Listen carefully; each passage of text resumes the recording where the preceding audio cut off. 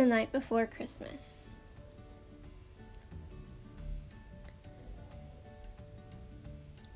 Written by Clement C. Moore.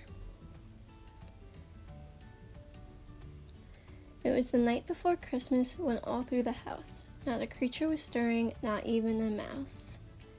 The stockings were hung by the chimney with care, in hopes that St. Nicholas would soon be there. The children were nestled all snug in their beds, while visions of sugar plums danced in their heads.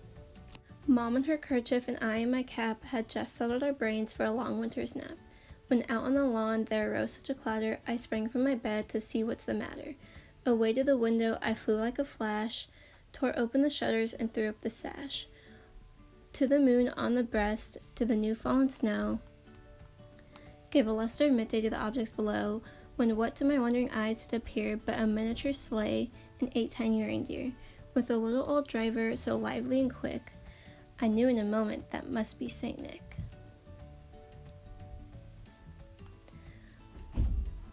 More rapid than eagles, his coursers they came, and he whistled and he shouted and called them by name.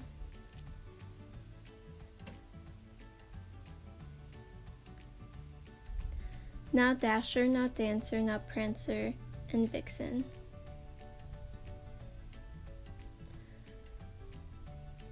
On Comet, on Cupid, on Donder, and Blixen.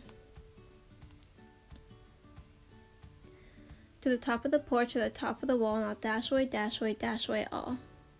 As leaves that before the wild hurricane fly, when they meet with an obstacle, mount to the sky. So to the housetop the coursers they flew, with the sleigh full of toys and St. Nicholas too. And then in a twinkling I heard on the roof the prancing and pawing of each little hoof. As I drew my head and was turning around, down the chimney St. Nicholas came with a bound. He was dressed in all fur from his head to his foot, and his clothes were all tarnished with ashes and soot. And a bundle of toys he had flung from his back, and he looked like a peddler just opening his pack. His eyes how they twinkled, his dimples how merry, his cheeks were like roses, his nose like a cherry. His droll little mouth was drawn up like a bow, and his beard on his chin was as white as the snow. The stump of a pipe he held tight in his teeth, and the smoke it encircled his head like a wreath. He had a broad face and a round little belly,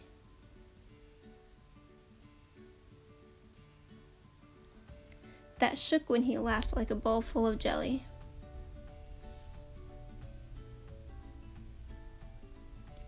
He was chubby and plump, a right jolly old elf, and I laughed when I saw him in spite of myself.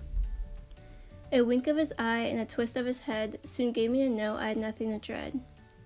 He spoke not a word but went straight to his work, and filled all the stockings, then turned with a jerk. And laying his finger aside of his nose, and giving a nod, up the chimney he rose.